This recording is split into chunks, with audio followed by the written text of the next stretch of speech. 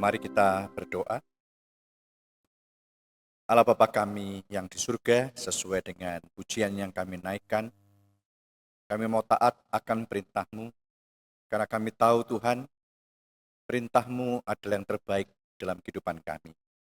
Ajarkan kami Tuhan, untuk tidak mengutamakan diri kami sendiri, kemauan kami sendiri, mengandalkan kekuatan kami sendiri, tapi kami boleh taatkan firman-Mu, sehingga kami boleh menjadi pelaku-pelaku firman-Mu dalam kehidupan kami sehari-hari.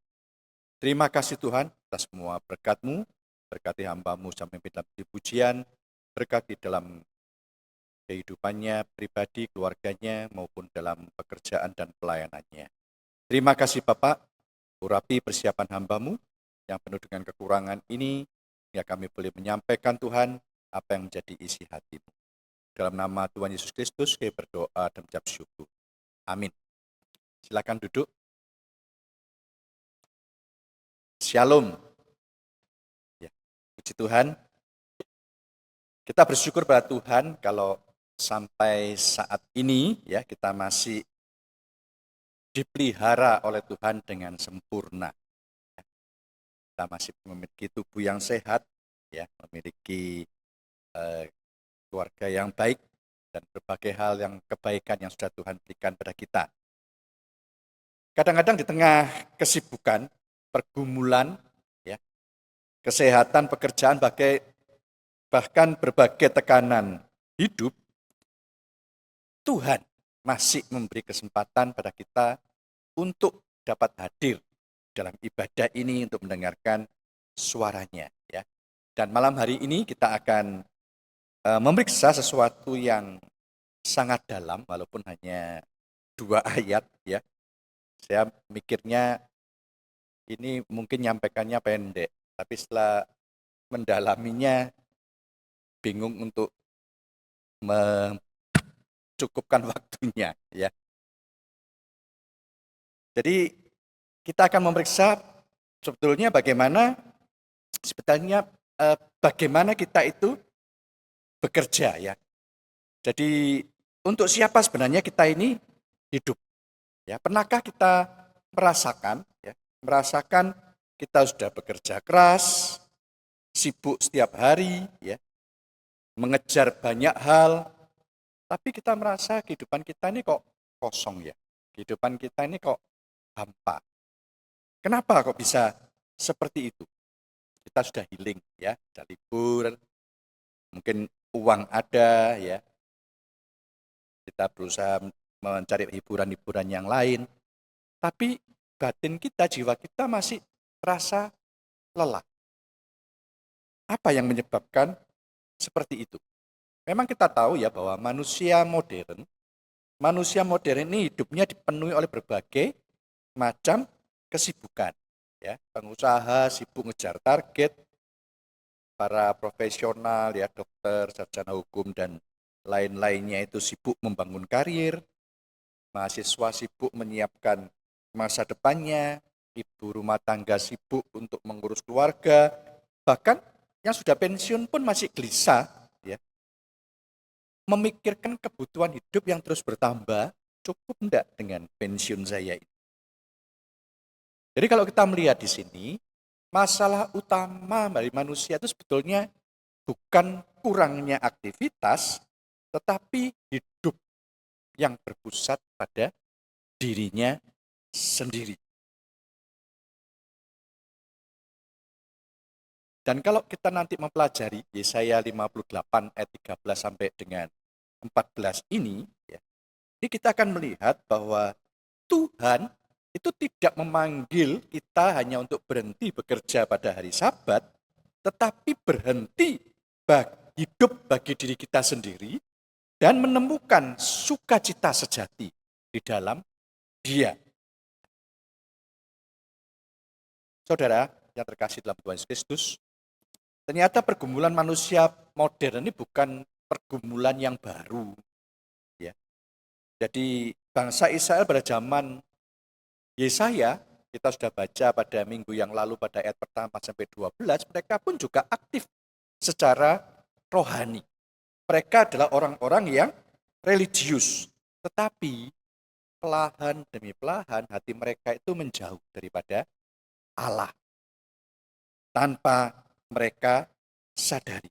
Karena itu pada ayat 13-14 ini sebagai lanjutan dari ayat pertama 12 tadi, ini Tuhan menegur umatnya sekaligus mengundang umatnya ini agar memiliki kembali sukacita sejati yang sudah disediakan oleh Tuhan.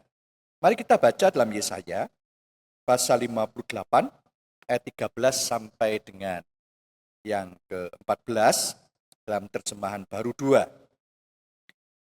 Kita akan berdiri bersama-sama ya, kita akan baca juga bersama-sama dua ayat ini. Yesaya pasal 58 ayat 13 sampai dengan 14 dalam terjemahan baru 2. 1, 2, 3.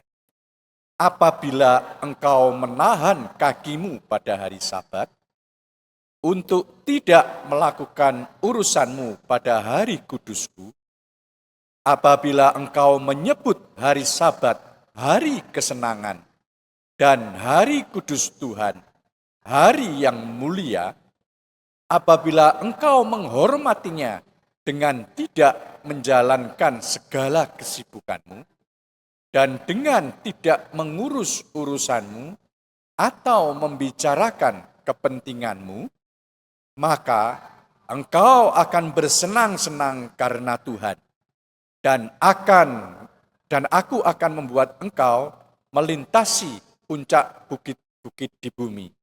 Aku akan memberi makan engkau dari milik pusaka Yakub, bapa leluhurmu, sebab mulut Tuhanlah yang mengatakannya. Amin. Ya, silakan duduk kembali. Kalau kita baca pelan-pelan dari dua ayat ini, kita akan melihat bagaimana Tuhan memanggil umatnya ini untuk berhenti hidup bagi dirinya sendiri dan menemukan sukacita sejati di dalam Tuhan. Kita akan membahas dari ayat yang ke-13a, ini saya bacakan dari terjemahan Bahasa Indonesia masa kini, ya supaya kita ada perbandingan dari terjemahan baru 2 ke Bahasa Indonesia masa kini. Kalau kita baca di terjemahan baru, itu lebih panjang lagi. Ya. Kalau kita baca di terjemahan baru, ini kalau terjemahan baru 2 dikatakan apabila engkau menahan kakimu pada hari Sabat. Ya. Di terjemahan baru lebih panjang lagi, Bahasa Indonesia masa kini dikatakan, Tuhan berkata, hormatilah hari Sabat sebagai hari untuk Tuhan, jangan mengurus kepentinganmu sendiri pada hari itu. Ya. Jadi dengan jelas di sini, poin yang pertama bahwa berhentilah dari hidup yang berpusat pada diri sendiri, tetapi mulailah menghormati hari Sabat sebagai hari untuk Tuhan. Nah, kita akan mempelajari terlebih dahulu apa sih hari Sabat itu. Ya, kalau kita melihat dalam Alkitab itu bukan hanya sekedar hari libur, tapi kita melihat asal muasalnya hari Sabat ini dari Kejadian 2 ayat 2 sampai dengan ketiga di Bahasa Indonesia masa kini dikatakan, pada hari yang ketujuh Allah telah menyelesaikan pekerjaannya itu, ya, pekerjaan penciptaan dunia, lalu ia beristirahat. Maka diberkatilah hari yang ketujuh itu dan dijadikannya hari yang khusus. Pada hari itu Allah beristirahat setelah menyelesaikan pekerjaannya. Ini asal muasalnya hari Sabat. Allah berhenti pada hari yang ke-7 setelah dia 6 hari menciptakan. Sabat itu merupakan hari perhentian, rest. Ya. Jadi di mana hari itu hari untuk mengingat Allah. Dan mengingatkan bahwa manusia ini bukan pusatnya, tapi Allah sebagai pusat kehidupan. Nah, pada zaman Israel keluar dari Mesir, kita akan baca di Keluaran pasal 20 ayat 8 sampai dengan 10 dikatakan di situ. Ini merupakan satu perintah. Rayakanlah hari Sabat dan hormatilah hari itu sebagai hari yang suci. Kamu kuberi 6 hari untuk bekerja, tetapi hari yang ke-7 adalah hari istirahat yang khusus untuk aku. Pada hari itu, tak seorang pun boleh bekerja, baik kamu maupun anak-anakmu, hamba-hambamu, ternakmu, atau orang asing yang tinggal di negeri. Kita melihat di sini bahwa Sabat menjadi bagian dari 10 hukum Taurat. Tujuannya adalah manusia berhenti dari pekerjaannya. Bahkan ternak pun tidak boleh terlibat dalam pekerjaan, dikatakan di situ. Ya. Ini memberi apa? Memberi satu ruang untuk mereka itu beribadah kepada Allah. Mengingat bahwa hidup manusia itu asalnya dari Tuhan. Tuhan kasih 6 hari. 1 hari kamu harus fokus, berhenti fokus ibadah kepada Tuhan, yaitu pada hari Sabat. Dalam Ulangan pasal 5 ayat yang ke-15, ini dikatakan, ya, ingatlah bahwa kamu dahulu diperbudak di Mesir, lalu dibebaskan oleh Tuhan Allahmu dengan kekuatan yang besar. Sebab itu, kamu kuperintahkan untuk merayakan hari Sabat. Ini perintah Tuhan bagi bangsa Israel. Kalau dulu mereka sebagai budak itu tidak ada prei-nya kerjanya selama 7 hari. Tapi sekarang kamu jadi umat Allah, pada hari ke-7 kuperintahkan untuk merayakan hari Sabat. Kamu harus berhenti dari pekerjaannya. Jadi Sabat ini berbicara tentang satu perhentian, tentang satu pembebasan, tentang satu relasi atau hubungan dengan Tuhan, manusia dengan Tuhan. Yang menjadi masalah, umat Israel sudah dapat perintah, tapi dalam praktik sehari-hari, mereka tetap beribadah, tapi hidupnya itu berpusat pada urusannya sendiri, keuntungannya sendiri, dan jalannya sendiri. Ya. Perhatikan kalau kita baca dalam terjemahan baru kedua maupun bahasa Indonesia masa kini, ya, pada ayat-ayat tadi, ada pengulangan di situ, urusanmu, kesibukanmu, kesenanganmu, semuanya mu. Ya. Urusannya manusia. Jadi masalah terbesar bagi mereka yang menjadi pusat kehidupan itu bukan Allah, tapi kehidupan pribadi mereka. Hidup yang berpusat pada hidup mereka sendiri. Seperti ilustrasi berikut ini, ya. Ada seorang ayah yang bekerja terus-menerus bagi keluarganya, ya. Tidak pernah berhenti, tidak pernah punya waktu berdoa, tidak pernah benar-benar hadir bagi keluarganya. Secara ekonomi mungkin ayah ini berhasil mencukupi seluruh kebutuhan keluarganya.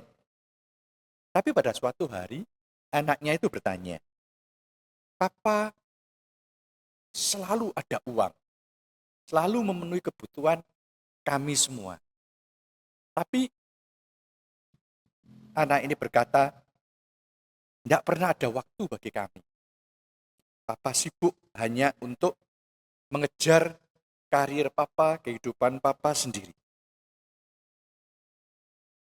Ini satu peringatan bahwa Sabat itu mengingatkan bahwa hidup itu bukan tentang kita. Tuhanlah pusat kehidupan. Kadang kita mengejar kehidupan ini sedemikian rupa sampai kita kadang-kadang tuh kehilangan arti hidup itu sendiri. Jangan sampai ketika kita hidup di dunia, yang kita pikirkan ini hanya hal-hal yang duniawi, karena itu yang kita anggap sebagai tujuan hidup kita. Tujuan kita hidup di dunia itu hanya untuk Allah. Jika kita hidup tidak berpusat pada diri sendiri, ya, Lalu apa yang harus menjadi pusat hidup kita? Yesaya 58 ini memberi jawaban yang sangat indah bahwa Tuhan Yesus sendiri yang harus menjadi pusat kehidupan umatnya. Ya, karena itu pada poin yang kedua, jadikanlah Tuhan itu pusat kesukaan, kesenangan hidup dari umatnya. Kita baca dalam ayat 13b, bahasa Indonesia masa kini dikatakan, rayakanlah hari itu sebagai hari bahagia. Hormatilah hari Tuhan dengan tidak bepergian. Jangan juga bekerja atau bicara yang sia-sia. Ini satu pernyataan yang mengejutkan bahwa Tuhan memerintahkan hari Sabat ini bukan sebagai beban, tapi satu kebahagiaan. Rayakanlah itu sebagai hari bahagia. Pada saat itu hormatilah itu harinya Tuhan. Dengan tidak apa? Tidak bepergian, juga tidak bekerja, maupun bicara yang sia-sia. Bicarakan hanya firman pada hari Sabat. Jadi kita melihat di sini, ya, Sabat itu bukan satu perintah yang memberatkan orang. Tapi justru Sabat ini satu hal yang Tuhan inginkan kamu 6 hari bekerja. Ya. Pada hari 7 kamu istirahat. Semua tubuhmu istirahat, sehingga ketika istirahat itu kamu memusatkan kembali pikiranmu kepada Allah. Aku ini hidup untuk Allah. Kemudian pada hari berikutnya, setelah Sabat, mulai lagi dia bekerja. Kalau kita lihat ya, perbandingannya, untuk diri sendiri, berapa hari? 6 hari. Untuk Tuhan berapa? Cuma sehari. Nah, kalau kita menjadi bos, kira-kira untuk anak buah kita tuntut dia untuk bosnya berapa persen? Kalau bisa 100% ya. Tuhan nuntut hanya 1 hari, 6 hari dikasihkan. Itu pun tidak dilakukan oleh umatnya. Jadi kesalahan banyak orang itu berpikir seperti ini. Kalau kita hidup menurut kehendak Tuhan, menurut perintah Tuhan, kita akan kehilangan banyak kesenangan di dunia ini. Tidak boleh ini, tidak boleh itu, tidak boleh sebagai rasanya tidak boleh semua. Ya. Tapi tahukah kita itu sebetulnya bukan banyak larangan. Alkitab mengatakan justru manusia yang hidup di luar Tuhan itu tidak akan mendapatkan kebahagiaan sejati. Hidup mereka akan hampa. Semakin mereka mengejar dunia, semakin mereka tidak mendapatkan satu sukacita. Dalam Mazmur 37 ayat 4 dikatakan, carilah kebahagiaanmu pada Tuhan, Ia akan memuaskan keinginan hatimu. Jadi jelas di sini, kalau kita mencari kebahagiaan di dunia, tidak akan menemukan kebahagiaan sejati. Tapi kalau kita mencari itu di dalam Tuhan, kita akan dipenuhi oleh kebahagiaan. 6 hari untuk diri kita, 1 hari untuk Tuhan, itu seperti kita dicas oleh Tuhan. Satu kebahagiaan, satu damai, satu sukacita yang akan terkikis dalam 6 hari berikutnya di keduniaan. Hari ke-7 berikutnya dicas lagi. Kalau kita tidak melakukan seperti hidup, kita akan merasa kehabisan tenaga, ya, exhausted, habis, ya, tidak bisa berproduksi dengan baik. Dalam Mazmur pasal 16 ayat yang 11 ya dikatakan, kau tunjukkan kepadaku jalan menuju kehidupan, padamu aku mendapat kegembiraan berlimpah dan kebahagiaan untuk selama-lamanya. Ya, jadi kalau kita mau mengejar kebahagiaan, kejarlah kebahagiaan hanya pada Tuhan. Ya. Jangan pernah merasa ikut Tuhan ini justru repot, justru susah. Jangan. Ya. Saya baca satu artikel seperti seorang anak kecil yang dilarang main HP oleh ayahnya. Ya. Anak ini baru umur 9 tahun, dikatakan di situ, tapi merasa ayahnya ini melarang kesenangan anak ini. Sehingga dia main HP terus tanpa sepengetahuan anaknya, malam ya main, pagi main, dan sepanjang waktu dia main akhirnya apa? Baru 9 tahun stroke. Kira-kira ayahnya ini tahu nggak yang terbaik untuk anaknya? Tahu nggak? Anaknya merasa, papa ini ganggu aja. Papa ini ngerepoti aja. Waktu lagi hobi, lagi seneng. Ini lagi poinnya habis ini menang. Menghabiskan. Akhirnya yang terjadi 9 tahun stroke.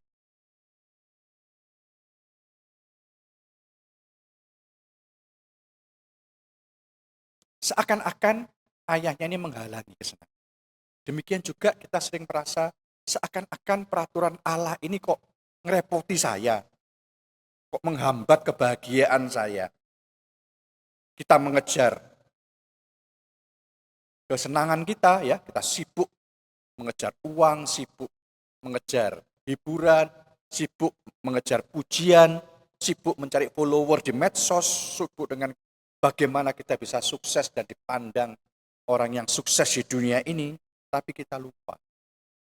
Tuhan yang menawarkan sukacita yang jauh lebih besar. Mungkin sebagai pengusaha, ya, kita terbiasa memikirkan target, omset, ya, cicilan di bank, persaingan, ekspansi usaha, pengembangannya, mengganti produk kita, mencari yang paling disukai oleh masyarakat saat ini. Ya. Bahkan saat ibadah pun, kadang-kadang pikiran kita masih mikirin pekerjaan kita. Masih ada di toko, masih ada di proyek, masih ada di pelanggan. Ya. Atau mungkin kita mikir, waduh, laporan keuangan saya ini kok sudah merah semua sekarang. Tapi ada tempat ibadah. Pikirannya melayang kemana? Mana? Lahan-lahan usaha lagi. Usaha itu bukan lagi sekedar pekerjaan, tapi menjadi satu sumber keamanan dan identitas hidupnya.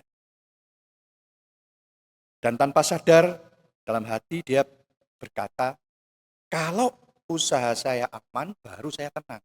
Kalau usaha saya lagi goncang, ini saya dapat mendapatkan sukacita, tidak mendapatkan ketenangan. Padahal firman Tuhan tadi mengingatkan bahwa damai sejahtera sejati itu tidak pernah lahir dari keuntungan dunia, tetapi dari Tuhan sendiri yang memberikan damai dan sukacita.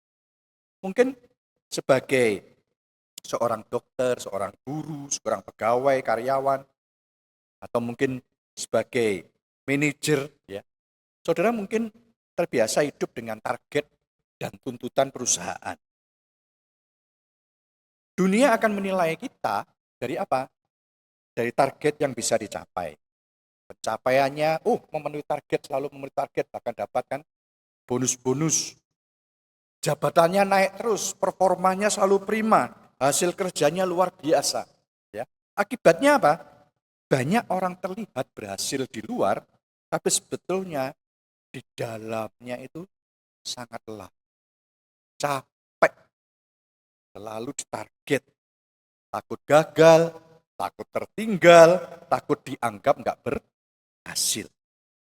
Firman Tuhan saat ini mengingatkan, identitas kita itu bukan ditentukan oleh jabatan kita di pekerjaan. Tapi bagaimana relasi hubungan kita dengan Tuhan itu bisa terjalin lebih intim. Mungkin sebagai pekerja harian yang mendapatkan upah harian, mungkin hidupnya terasa berat. Bangun harus pagi, sudah menghadapi kerjaan. Pulang malam sudah capek, besok harus mulai lagi. Kadang hidup tuh hanya terasa bekerja untuk makan, bekerja hanya untuk bertahan. Sudah tidak berani bercita-cita yang lain. Bahkan muncul pertanyaan, apakah hidup saya akan seperti ini terus? Apakah sepanjang umur saya akan seperti ini? Tapi ingat, firman Tuhan tentang ini mengingatkan kita bahwa nilai hidup saudara tidak ditentukan oleh besar kecilnya pekerjaan saudara. Tetapi Tuhan melihat Anda sebagai seorang yang dikasihi oleh Tuhan. Tuhan rindu agar dalam posisi apapun, dalam keadaan apapun, dapat menikmati hubungan dengan Tuhan. Bukan hanya bertahan hidup, tapi memiliki sukacita yang diberikan oleh Tuhan. Mungkin sebagai seorang yang masih muda atau mahasiswa, ya, dunia ini berkata terus kejar cita-citamu, gantungkan cita-citamu setinggi langit, bangun dirimu, buktikan dirimu. Padahal secara batin mereka ini tertekan hidupnya. Mereka takut gagal, takut kalah, takut tidak bisa bersaing, takut tidak diterima, takut masa depannya hancur. Belum lagi medsos seringkali membuli mereka. Orang lain kelihatan berhasil, lalu kita merasa hidupnya tertinggal. Tapi firman Tuhan mengingatkan masa depanmu itu bukan bergantung pada dunia, tapi pada juru selamat. Tuhanlah sumber sukacita sejatimu. Bagi mereka yang hidup sendirian, sudah tinggalkan pasangan, ya, mungkin merasa kesepian, tidak banyak orang yang bisa mengerti. Di rumah rasa lebih sunyi sekarang. Tidak ada lagi teman yang bisa diajak berbagi seperti dulu. Dan seringkali hati berkata, masih adakah kebahagiaan yang bisa saya nikmati? Karena seakan-akan tanpa pasangan saya, hidup saya ini menjadi hampa. Firman Tuhan malam ini sangat indah. Ketika banyak hal dalam hidup kita berubah, Tuhan tetap tidak berubah. Tuhan selalu memenuhi hati yang kosong ini dengan hadiratnya. Dan ketika hadirat Tuhan itu ada di dalam kehidupan kita, kita bisa merasakan satu kedamaian. Dan kadang bagi kita yang sudah usia emas, usia yang lanjut, pergumulannya bukan lagi masalah ambisi, ya, masalah gengsi, bukan. Tapi kita merasa saya sudah tidak kuat, saya sudah tidak berguna, saya mungkin hanya merepotkan anak, tapi Tuhan tidak pernah menilai hidup dari produktivitas saja. Tuhan menghargai manusia. Kalau dunia ini, ya, hanya menghargai ketika manusia itu masih mampu bekerja, masih mampu menghasilkan, masih mampu produksi. Tapi Tuhan mengasihi kita bukan karena kita itu berguna. Tapi Tuhan mengasihi kita karena kita ini biji mata Tuhan. Kita ini milik Tuhan. Bahkan ketika tubuhnya sudah lemah, sudah tidak berdaya, hanya bisa bed rest, Tuhan tetap dapat menjadi satu sukacita yang terbesar dalam kehidupan kita. Ingat, ya, bahwa Tuhan tidak sedang mengambil sukacita kita, tetapi Tuhan sedang membawa kita kepada sukacita yang sejati. Tidak peduli kita sebagai apa saat ini, tapi Tuhan ingin memberikan sukacita yang sejati melalui hari Sabat, melalui satu perhentian. Karena apa? Sukacita yang sejati itu hanya ada di dalam Tuhan. Ya. Kita akan baca pada ayat yang ke-14. Maka kamu akan gembira karena mengabdi kepadaku. Aku akan membuat kamu terhormat di seluruh dunia. Ya, membuat kamu terhormat, tidak pandang dia itu pengusaha, profesional, buruh harian, hidup sendiri, janda, duda, tidak mandang. Aku akan membuat kamu terhormat di seluruh dunia. Kamu akan hidup senang dengan hasil tanah pusaka Yakub, nenek moyangmu. Aku, Tuhan, telah berbicara. Ditegaskan. Ini loh Tuhan yang janji, Tuhan yang akan menggenapi, Tuhan yang akan memenuhi apa yang sudah dikatakan. Kamu akan gembira karena mengabdi kepadaku. Ini loh. Ya, kalau kita mencari kebahagiaan, cari Tuhan. Kebahagiaan itu hanya dalam Tuhan.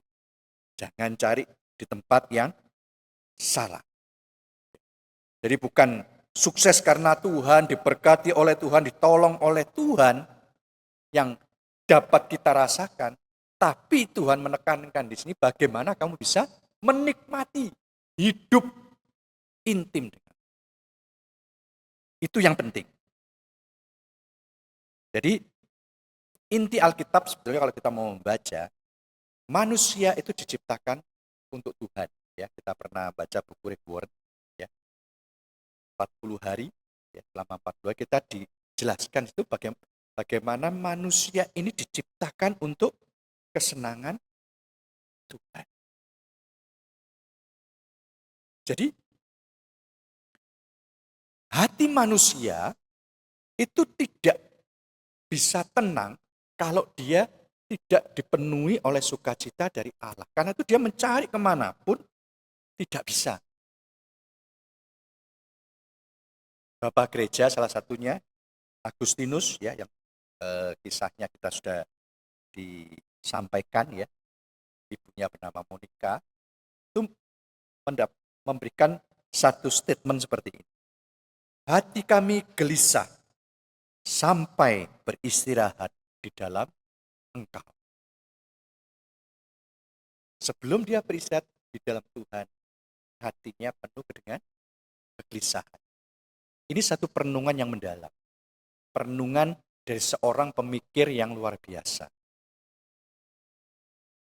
Tidak mungkin manusia akan mendapatkan kenyamanan, kesenangan di luar hadirat Tuhan. Ya. Saudara yang terkasih dalam Tuhan Yesus Kristus, sebetulnya kita semua ini sudah merasa kita terlalu lelah hidup bagi diri kita sendiri. Semakin kita mengejar, semakin kosong. Dan karena itulah Tuhan Yesus datang dalam Matius 11:28 dikatakan, marilah kepadaku, hai kamu yang berbeban berat. Dan seterusnya dikatakan, aku akan memberikan kelegaan bagimu. Jadi Kristus ini bukan sekedar memberikan satu aturan yang baru, tapi Kristus ini memberikan satu perhentian, satu pengampunan, satu sukacita sejati bagi jiwa manusia.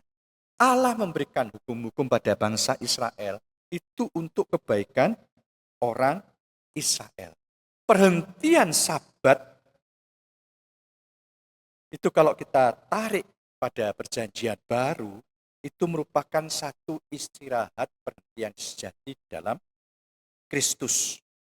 Ya. Kalau kita melihat satu ilustrasi di gambar ini, ya, bagaikan orang yang minum air laut ketika dia haus. Waktu minum, hausnya hilang, tapi setelah minum makin haus. Karena apa? Karena yang dia minum ini adalah air laut. Dunia ini sering menawarkan uang, hiburan, pencapaian, prestasi, kesenangan, ya. Tapi hatinya tetap kosong. Mengapa? Karena semakin dikejar, semakin itu digumuli, semakin itu diseriusi, semakin haus, semakin tinggi, dan semakin kurang, dan semakin hidupnya merasa hampa. Kenapa? Karena jiwa itu yang menciptakan adalah Tuhan. Karena itu berhentilah kita hidup dengan satu ambisi, dengan satu hidup prioritas yang ditujukan hanya kepada dunia ini. Karena kelak semua pencapaian di dunia ini akan kita tinggalkan. Apa yang akan kita bawa menghadap Tuhan? Apakah kita sudah menjadi pelaku-pelaku firman? Jadi Yesaya 58 ini mengajarkan bahwa masalah yang terbesar bagi manusia ini bukan kurangnya aktivitas keagamaan, bukan kurangnya kehidupan di secara lahiriah ini sebagai orang yang beragama, religius, tetapi hidup yang terlalu berpusat pada diri sendiri. Dan itu mengundang kita, mari kita berhenti hidup berpusat pada diri sendiri dan kita akan kembali dalam perhentian menikmati hubungan yang dekat kepada Tuhan pada hari perhentian. Karena itu, sukacita yang sejati itu tidak akan pernah ditemukan dalam hidup untuk diri sendiri. Tapi dalam hidup bersama dengan Tuhan. Ya, tidak peduli posisi kita di mana, ya. Kalau kita lihat gambar ini, ya, posisinya macam-macam. Ada sebagai anak-anak, ada sebagai orang tua, sebagai pekerja, ya, sebagai profesional, ibu-ibu, semuanya tidak akan mendapatkan sukacita sejati kalau dia hidup hanya untuk dirinya. Karena sukacita sejati itu hanya dapat ditemui di dalam Tuhan. Mungkin selama ini kita sibuk mengejar kehidupan sampai lupa menikmati Tuhan. Kita sibuk mencari sukacita di luar Tuhan. Padahal manusia diciptakan untuk Tuhan. Itu sebabnya uang nggak pernah cukup untuk memenuhi sukacita kita. Hiburan nggak pernah cukup. Walaupun kita healing kemana-mana, pulang akan hampa lagi. Pencapaian tidak akan pernah cukup, prestasi yang tinggi hanya tercapai puas sebentar, akhirnya juga hampa.